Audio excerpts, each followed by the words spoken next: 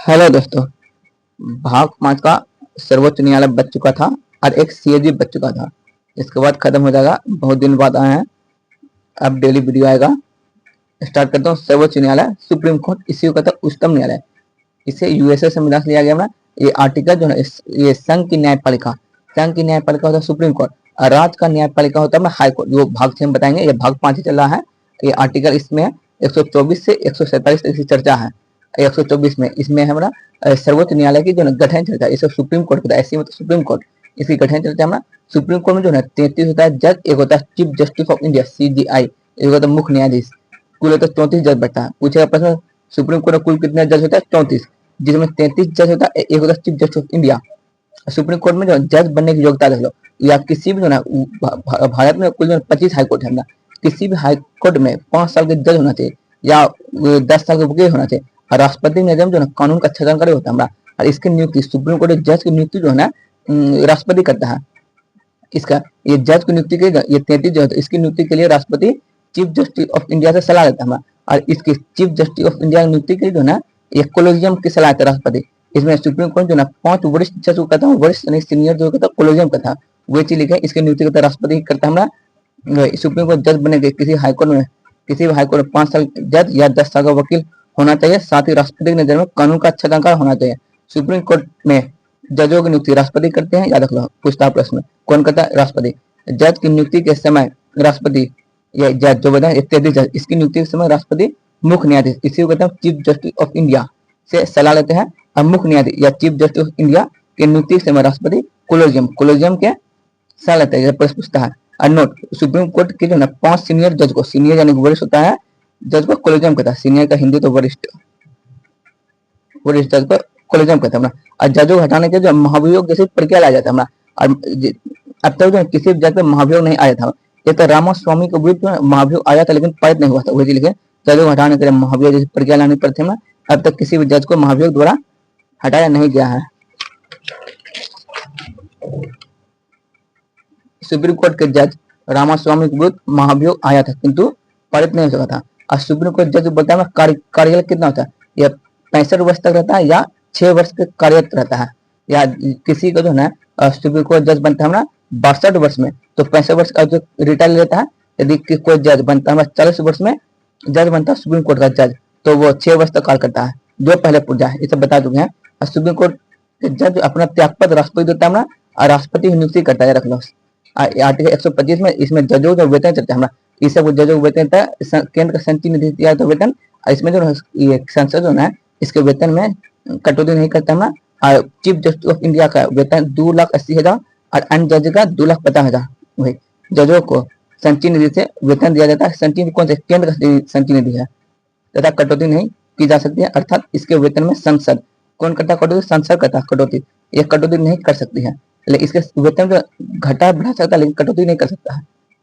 मुख्य न्यायाधीश, इसी को चीफ जस्टिस ऑफ इंडिया को 2,80,000 तथा अन्य न्यायाधीश को 2,50,000 वेतन दिया जाता है। ये प्रति माह याद रखना, प्रति माह दिया जाता है वेतन। 126 आर्टिकल में है। ये जब मुख्य न्यायाधीश अनुपस्थित रहता है ना, उसका जगह जो 33 जज होता है वो 33 जज में जो ना किसी को बनाया था चीफ जस्टिस ऑफ इंडिया, वो अस्थायी होता है। लेकिन उसमें जो जब चीफ जस्टिस ऑफ इंडिया रहता है अस्थायी, 33 जजों में से उसके शक्ति वेतन भत्ता सब सुप्रीम कोर्ट के चीफ जस्टिस ऑफ इंडिया के बराबर होता है। वही लिखे आर्टिकल 126, जब मुख्य न्यायाधीश के अनुपस्थित रहता है तो 33 जज में से ही एक को अस्थायी मुख्य न्यायाधीश बनाया जाता है, जिसे कार्यकारी मुख्य न्यायाधीश कहते हैं। याद रखो, कार्यकारी मुख्य न्यायाधीश होता है। इसके वेतन भत्ते तथा शक्तियां मुख्य न्यायाधीश के बराबर ही रहती है। यह अस्थायी चीफ जस्टिस ऑफ इंडिया रहता है। 126 में 127 में जब चीफ जस्टिस ये 33 जज अनुपस्थित रहता है, वो एडहॉक की चर्चा 127 में उसके लिए बनाया था एडहॉक।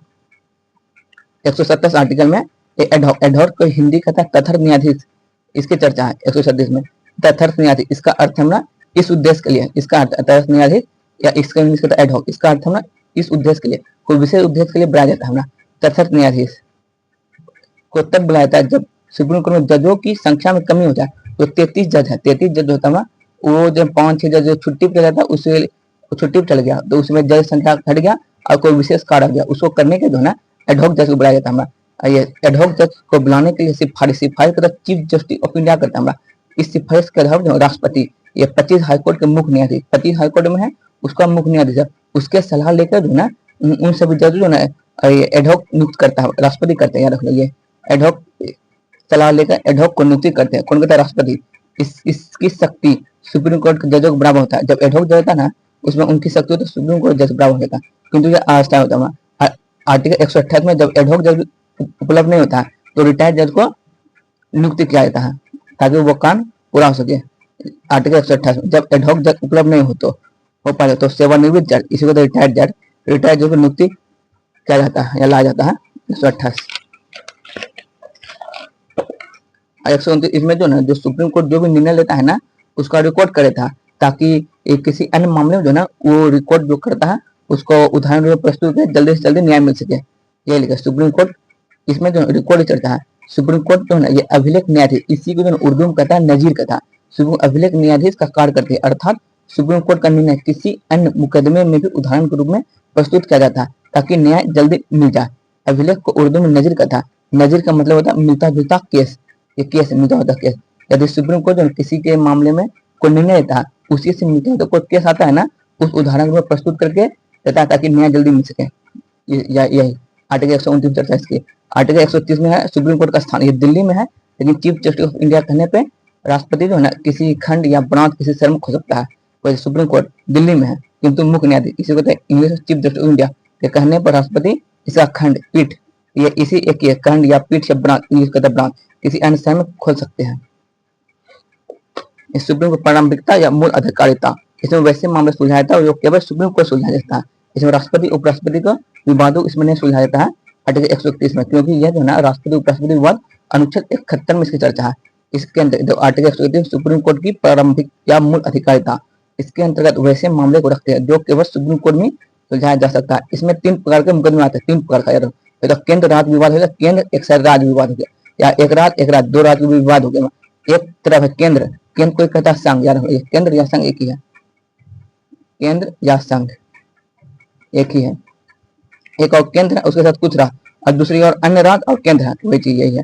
ये राष्ट्रपति तथा उपराष्ट्रपति का विवाद भी सीधे सुप्रीम कोर्ट में जाता है किंतु इसे मूल अधिकारिता में शामिल नहीं करते हैं क्योंकि इसकी चर्चा आर्टिकल 71 में है। 32 अपील अधिकार, आर्टिकल 32 में अपील अधिकार चर्चा है। यदि कोई व्यक्ति यानी कि हाईकोर्ट में निर्णय है उस निर्णय से सहमत नहीं है तो उसको जो है ना सुप्रीम कोर्ट में लेकर आ सकता है उस केस को, लेकिन इसके लिए एडमिट करके लाया जाता है। सुप्रीम कोर्ट एडमिट करता है, उसको बताया जाता है हाईकोर्ट में कि हम इस मामले को सुप्रीम कोर्ट लेके जाते हैं, उसी को एडमिट वही लिखा है। आर्टिकल 132 ये अपील अधिकार, हाईकोर्ट से सुप्रीम कोर्ट में किसी भी मामले को ही कहता है इंग्लिश केस कहता को अपील करने का अधिकार। हाईकोर्ट से ये ऐसे मतलब हाईकोर्ट ये भाग से बताएंगे, ये राज्य का है न्यायपालिका हाईकोर्ट, वो ये संघ का न्यायपालिका सुप्रीम कोर्ट है। संतुष्ट नहीं है तो एडमिट जो बताया है, संतुष्ट नहीं है तो उसको जो है ना हाईकोर्ट में बता करके जो है ना उस मामले को सुप्रीम कोर्ट ले जाता है, उसी को एडमिट करता है, सुप्रीम कोर्ट में जा सकता है। 133 आर्टिकल 133 में है ये उच्च न्यायालय यानी कि यह हाईकोर्ट, इसको हिंदी उच्च न्यायालय, सुप्रीम कोर्ट उच्चतम न्यायालय, ये उच्च न्यायालय यानी हाईकोर्ट है। हाईकोर्ट में सिविल विषय बताते हैं, ये दीवानी मुकदमा होता है।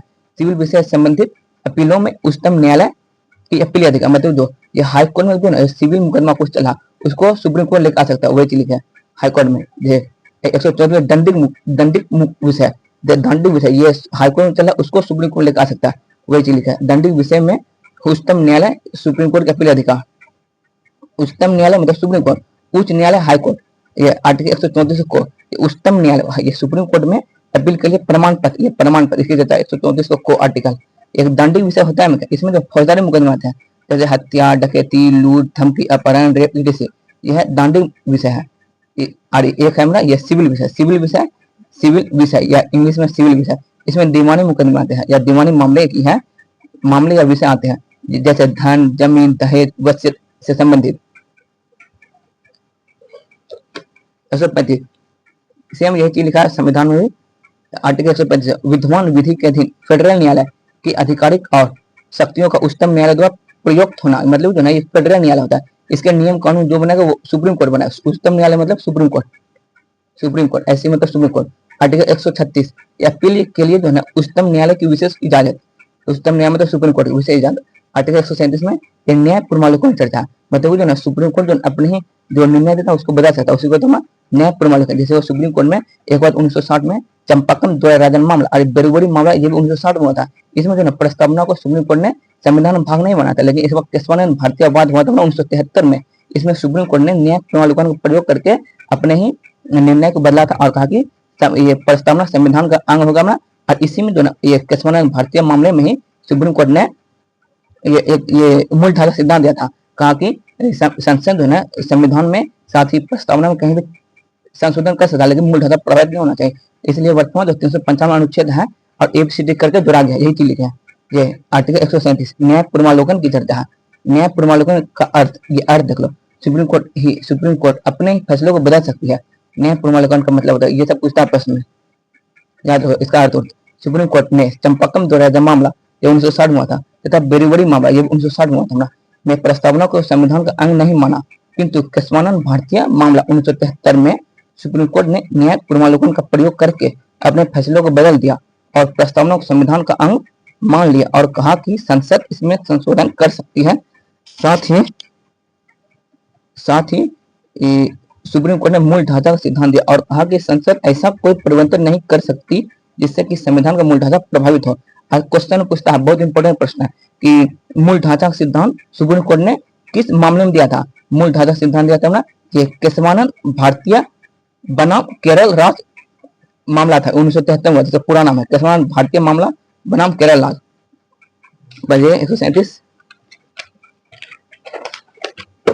ये इसी कारण आज अनुच्छेद जो है, ये अनुच्छेद इंग्लिश में आर्टिकल है 395 है, उसमें एबीसीडी करके जोड़ा गया ना। ये प्रश्न इंपॉर्टेंट है। सुप्रीम कोर्ट ने मूल ढांचा सिद्धांत किस मामले में दिया था। उत्तर केशवानंद भारतीय बनाम केरल राज्य, ये 1973 पूरा नाम ये थे केशवानंद भारतीय बनाम केरल राज्य मामला। और बहुत सारे जो है ये मामले बताएंगे, ये बहुत सारे मामले हैं, ये चंपाकम द्वैराजन मामला बहुत सारे बताएंगे भाग 6 में। आर्टिकल 138 ये उच्चतम न्यायालय सुप्रीम कोर्ट है कि अधिकारिता में वृद्धि है। आर्टिकल 139 मूल अधिकार के अलावे सुप्रीम किसी अन्य मामले में रिट निकालना हो तो सुप्रीम कोर्ट अनुच्छेद 32 प्रयोग न करके अनुच्छेद या इसी को आर्टिकल 139 का प्रयोग करता है।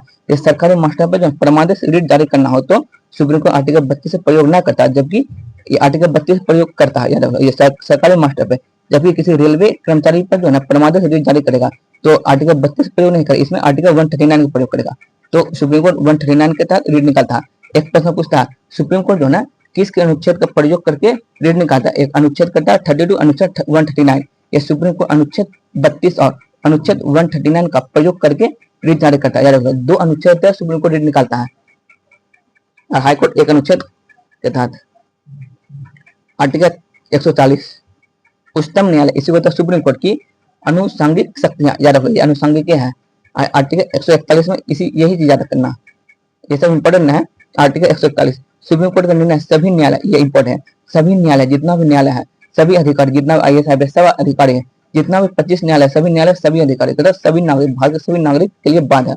और जो व्यक्ति जो है सुप्रीम कोर्ट निर्णय को नहीं मानेगा उसे सुप्रीम कोर्ट अपमान समझकर न्यायालय जो है उसको दंडित कर देगा। यही चीज 141 में चलता है।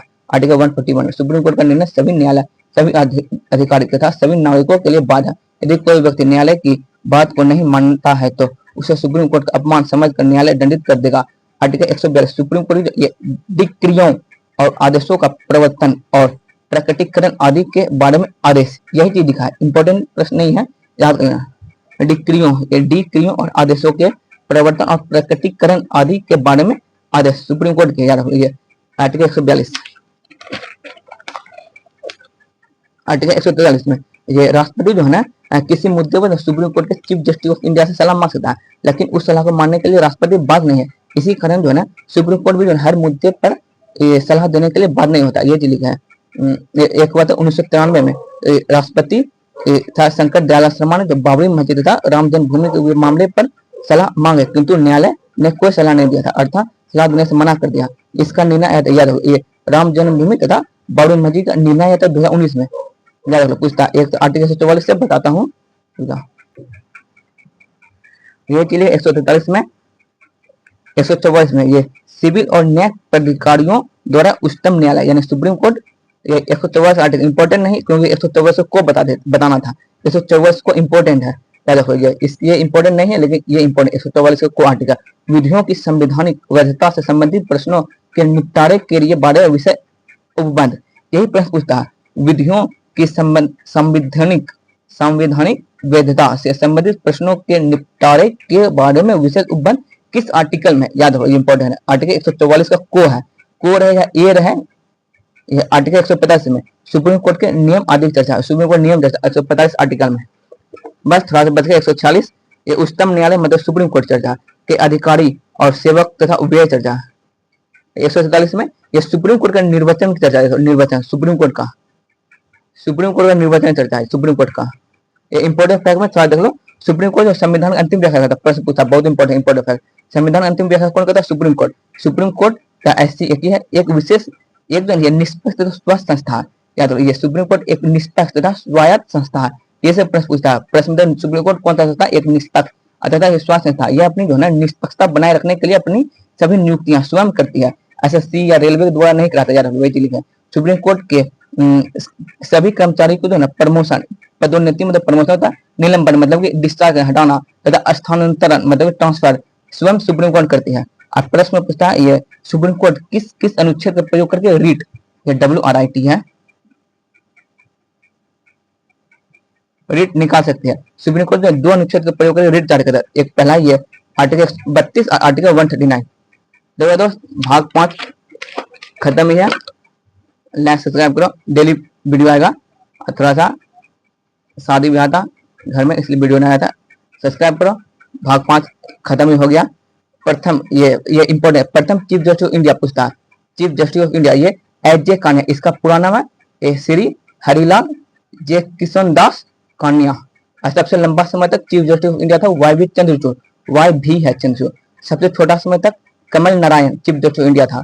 अब 50वां चीफ जस्टिस ऑफ इंडिया ये DY चंद्रचूड़। 51वां chief justice of India Sanjiv Khanna. 52वां chief justice of India BR Gavai.